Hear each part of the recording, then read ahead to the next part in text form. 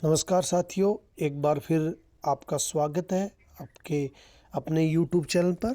और साथियों, जैसा कि मैंने बताया था कि आपका ये 2021 का स्टेट का पीजीटी एग्ज़ाम का पेपर है, जिसके अंदर साइकोलॉजी सुबह की क्लास में आपको मैंने सोल्व करवा दी थी।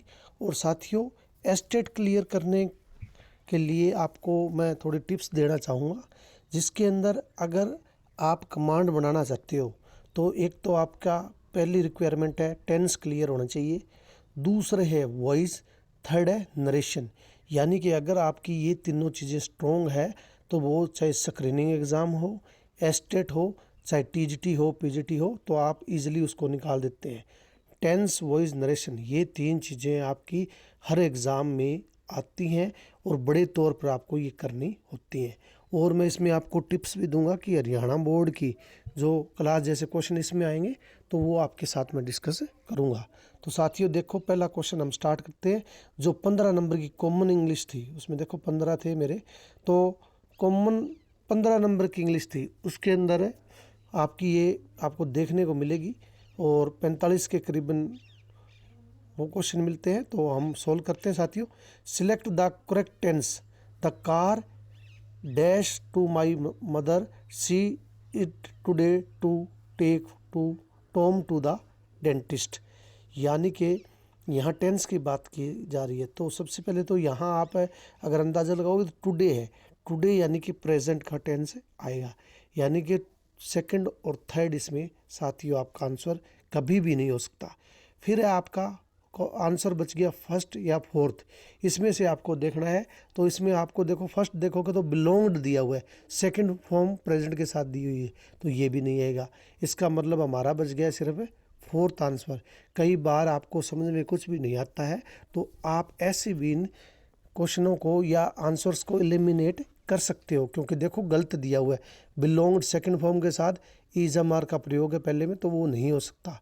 और पास्ट वैसे भी नहीं आएगा, तो आंसर इसका फोर्थ ही रहेगा। नेक्स्ट देखिए, select the correct infinitive form form of the given sentences. Seeing is believing. वैसे ही ये सीइंग इज बिलीविंग लिखा हुआ है, सीइंग यहाँ जिरंड फॉर्म में है और बिलीविंग भी क्या है यहाँ जिरंड फॉर्म में है। तो इन्होंने कहा है कि इन्फिनेटिव यूज़ करना है। इन्फिनेटिव हमें पता है वर्ब से पहले जब टू का प्रयोग किया जाता है तो वो किसका रूप ले लेती है, इन्फिनेटिव वर्ब का। तो जैसे to see is to believe, यानी कि जिरंड से हमने उसको किस में चेंज कर दिया, टू इन्फिनेटिव। बाकी देखो सभी गलत है, क्योंकि दूसरा देखेंगे तो सी से पहले टू नहीं लगा हुआ और सीन लगा हुआ है। सीन थर्ड फॉर्म है, तो ये तो बिल्कुल ही गलत हो गया, क्योंकि थर्ड फॉर्म तो साधारण यूज ही नहीं होती। अगर तीसरा देखें तो टू सी है, इज बिलीव कभी नहीं लगता, क्योंकि हमें बनाना है इन्फिनेटिव, यानी कि बिलीव से पहले टू आना चाहिए था। फिर है सीइंग इज टू बिलीव, और सीइंग इज आपको पता है टू नहीं लगता, सीइंग इज बिलीविंग होता है, क्योंकि जिरंड के लिए वो रूल बना होता है। तो साथियों सिर्फ हमारा to see is to believe ही राइट आंसर रहेगा। ये साथियों थोड़ी थोड़ी ग्रामर आपको बता रहा हूँ ताकि आपके दिमाग के अंदर एक इमेज बन जाए, जिससे आप एलिमिनेशन मेथड सीखो। आपको आता बहुत कुछ है, लेकिन उसमें से भी आपको बेस्ट निकालना होता है। Choose the option which has error in it. Error बताना है कि कौन से, ये चार वाक्य दिए हैं किस में एरर है।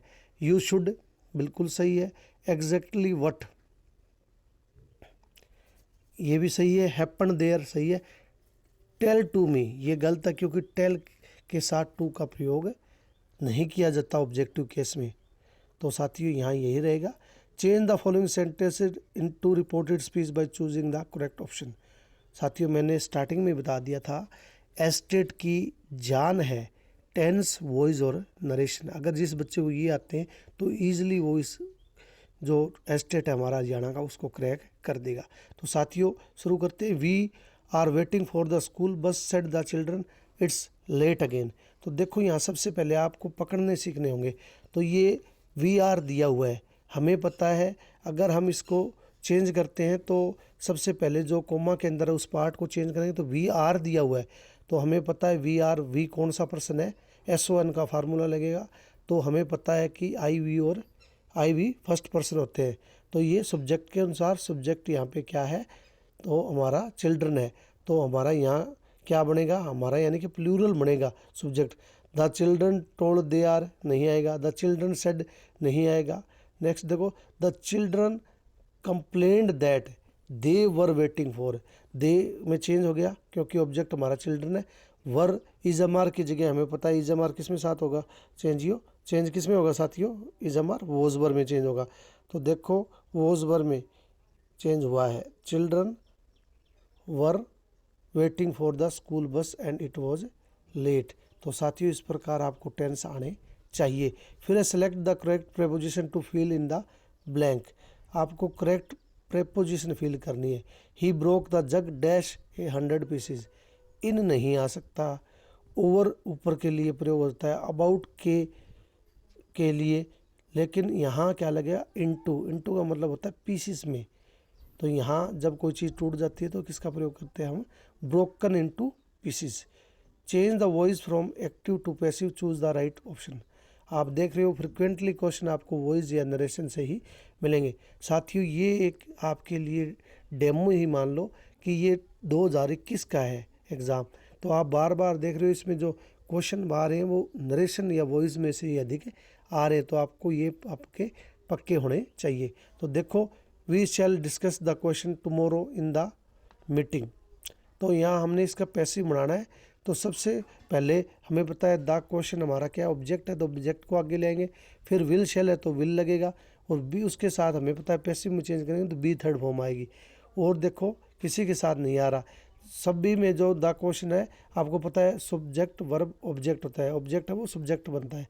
तो औरों में सब्जेक्ट देखो सभी में मिसिंग है, तो इनमें से कोई नहीं रहेगा। इसका जो आंसर है वो फर्स्ट है रहने वाला है, क्योंकि ग्रामेटिकली आपको पैसिव के रूल साथियों आने चाहिए। आप सिर्फ यहाँ द क्वेश्चन को देख कर ही टिक मार्क कर सकते हो, क्योंकि औरों में जो ऑब्जेक्ट है वो कहीं भी आगे नहीं है। तो साथियों ऐसे आप इसको एलिमिनेट कर सकते हो। नेक्स्ट देखो, select the correct meaning of the underline phrasal verb. हमें फ्रेजल वर्ब का करेक्ट मीनिंग निकालना है। I can not make out the meaning of this verse, यहाँ आपको फ्रेजल वर्ब पता होनी चाहिए। फ्रेजल वर्ब कौन सी होती है, जब एक वर्ब प्लस में प्रेपोजिशन का इस्तेमाल किया जाता है तो उसको फ्रेजल वर्ब बोलते हैं। जैसे मेक आउट हो गया, लुक इनटू हो गया, लुक आउट हो गया, गेट आउट हो गया, तो ये सभी क्या है साथियों फ्रेजल वर्ब होती है। ऐसी वर्ब में जिनका क्या होता है स्पेशल मीनिंग होता है। तो यहाँ I can not make out the meaning of this verse, यानी कि इस कविता से मेरे को कुछ समझ नहीं आया, तो यहाँ समझने की सेंस में मेक आउट जो फ्रेजल यूज हुई है उसका मतलब है अंडरस्टैंड। डिस्कवर नहीं होगा, रीडिंग नहीं होगा, स्टार्ट नहीं होगा, यानी कि आपको कई बार आप सेंस से भी करते हो तो ये आपका हो जाएगा।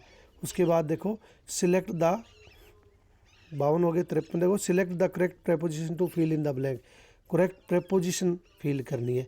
दे live dash the same roof, roof की बात करें छत की, तो इन नहीं आएगा, इन तो अंदर हो जाता है, बिफोर भी नहीं आएगा, आफ्टर भी कभी नहीं आता, अंडर आता है, क्योंकि अंडर होता है नीचे। तो यहाँ आपको पता ही है, ये तो सभी जानते हैं कि क्या आ जाएगा साथियों अंडर। तो इस प्रकार की आपको छोटी मोटी वर्ब की भी नॉलेज होनी चाहिए। Change the following sentence into reported speech by choosing the correct option. फिर आपको मैंने बताया है कि बार बार फ्रिक्वेंटली आपको जो नरेशन है या वॉइस है वो बार बार आपको देखने को मिलेंगे। If you want to make smoke you will have to go upstair said the landlord. तो हमें सबसे पहले हमें पता है कि यू कौन सा पर्सन है, फर्स्ट है या सेकंड है या थर्ड है। तो सन के फार्मूले के अनुसार सेकंड है हमारा यू। तो ऑब्जेक्ट के अनुसार ऑब्जेक्ट हमारा क्या है साथियों लैंडलॉर्ड है। तो हमें पता लग गया कि ये किस में चेंज होना चाहिए, सब्जेक्ट हमें पता लग गया, तो ये ही में चेंज होना चाहिए। तो देखो यहाँ ही किस सभी में है वैसे तो, the landlord told him that if he, अब हमें आगे पता चला ही तो है सभी में, तो आगे हम देखेंगे कि want to smoke, want to smoke simple present है तो पास्ट इंडेफिनेट होना चाहिए, तो वॉन्टेड इसमें लगा हुआ है। और देखो कहीं भी फ्यू वॉन्टेड, हाँ इस लास्ट में वॉन्टेड लगा हुआ है, लेकिन यहाँ सेज दिया हुआ है जो कि यहाँ क्या है साथियों गलत है। तो यहाँ स्पेशल हमारा सेकंड नंबर का ऑप्शन ही बच जाता है, जिसके अंदर सभी नियम है।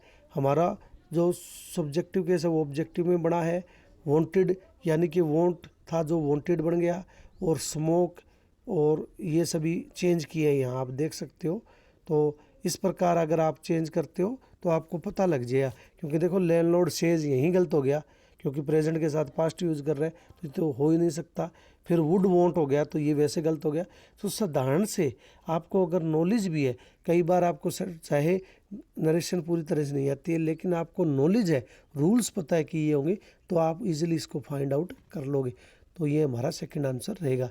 Choose the correct form of the tense given in the option C. Play the sitar since 6 o'clock in the morning, he just stop. अब देखो यहाँ टेंस का है, सिंस आ गया तो सीधी सी बात है परफेक्ट यूज़ होगा, जस्ट आ गया तो हैज हैव का प्रयोग होगा।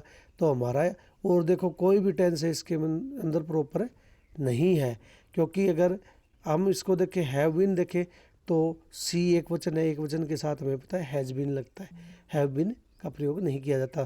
तो ईजिली इसको फाइंड आउट कर लोगे, थर्ड ऑप्शन इसका रहेगा। Choose the correct meaning of the underline idiom. He is friendly to the minister, he jumped the queue and got promotion. यहाँ ईडियम्स और फ्रेजेस की बात जब भी होती है तो साथियों आपको इसके लिए विशेष ज्ञान चाहिए। जब भी आपको टाइम मिलता है तो ईडियम फ्रेजेस का आप अध्ययन ज़रूर करें।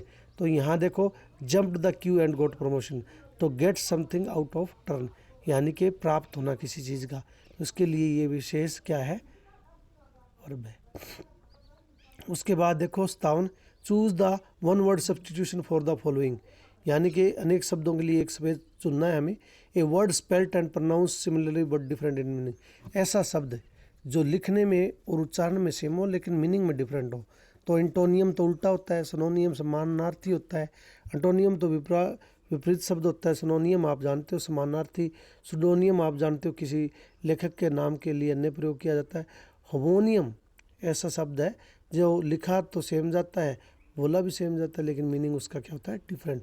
तो इस प्रकार की छोटी मोटी आपको ग्रामर की नॉलेज होनी चाहिए।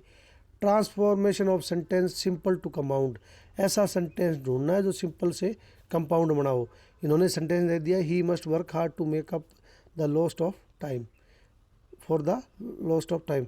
तो यहाँ देखो हमें पता है जब सिंपल से कंपाउंड बनाते हैं तो हम प्रेपोजिशन का इस्तेमाल करते हैं। तो इसके अंदर सिर्फ थर्ड सेंटेंस है जिसके अंदर हमने एंड से दो वाक्य जोड़े, ही must work hard and make for the lost time. तो यहाँ प्रेपोजिशन का इस्तेमाल किया है, तो ये हमारा साथियों क्या बन जाएगा, हमारा जो कंपाउंड सेंटेंस है वो बन जाएगा। Choose the correct option, transformation from simple to complex. अब जो सेंटेंस हमने बनाना है वो सिंपल से कॉम्प्लेक्स बनाना है, और कॉम्प्लेक्स की पहचान होती है WH वर्ड आपको दिए होंगे, बस इतना ध्यान रखना है। देखो a movement which is lost is to forever, a lost movement is forever, और किसी भी टेंस में WH वर्ड नहीं है। WH वर्ड हमेशा कॉम्प्लेक्स सेंटेंसेस में प्रयोग किया जाता है, तो देखने की ज़रूरत नहीं है, पहला इसका आ जाएगा। Select the correct conjunction in the blanks, he will come if it is rain. तो यहाँ हमें पता है विल के साथ वेदर और का प्रयोग किया जाता है हमेशा ही। तो ये हमारे 60 तक 15 क्वेश्चन थे वो करवा दिए साथियों, और आप देख सकते हो इतना आसान पेपर था कि मैंने इसमें 15 में से 15 प्राप्त किए थे। तो आपको मैं ये छोटी सी बात बता दूं, आपको TGT के भी मैं सोल्व करवाऊंगा पेपर, और इसके बाद जो 60 नंबर से आगे क्वेश्चन शुरू होंगे आपके इंग्लिश के, तो वो बाकी बचे हुए क्वेश्चन भी मैं इसी सीरीज़ में आपको करवा दूंगा। तो साथियों यहाँ तक तो हमने आपको करवा दिए हैं, जितने आपको पता ही है कि कहाँ तक करवा दिए मैंने, 60 तक करवा दिए। बाकी जो हमारे रह गए 91 से लेकर जो हमारे क्वेश्चन रह गए हैं वो सभी मैं आपको नेक्स्ट वीडियो में करा दूंगा, क्योंकि वीडियो फिर लंबी हो जाती है। ये 15 क्वेश्चन है, इसको आपने करना है और समझना है कि PGT का एस्टेट क्वालिफाई करने के लिए आपको क्या करना पड़ेगा। मेरे कराने से सब कुछ नहीं होगा, लेकिन आपको स्ट्रेटजी समझनी होगी, आपको प्लानिंग करनी होगी कि आपको ये एग्ज़ाम क्लियर करने के लिए क्या आपके पास किस चीज़ की नॉलेज होनी चाहिए। सबसे पहले टेंस, फिर वॉइस, फिर नरेशन, 3-4 चीज़ें होंगी। फिर आपको फ्रेजल वर्ब का छोटा मोटा ज्ञान होना चाहिए और इडियम्स। बस इतनी चीज़ें आपको 15 में से 15 नंबर लेने के लिए साथियों सफिशेंट है। और बाकी का जो पोर्शन है उसमें PGT में हम लिटरेचर भी करेंगे, आपको लिटरेचर भी बताऊंगा कहाँ से करना है, और HBSC जो Haryana board of secondary education की किताबों से जो क्वेश्चन आए थे वो भी मैं आपको बताने वाला हूँ। तो साथियों मिलते हैं हमारी नेक्स्ट वीडियो में।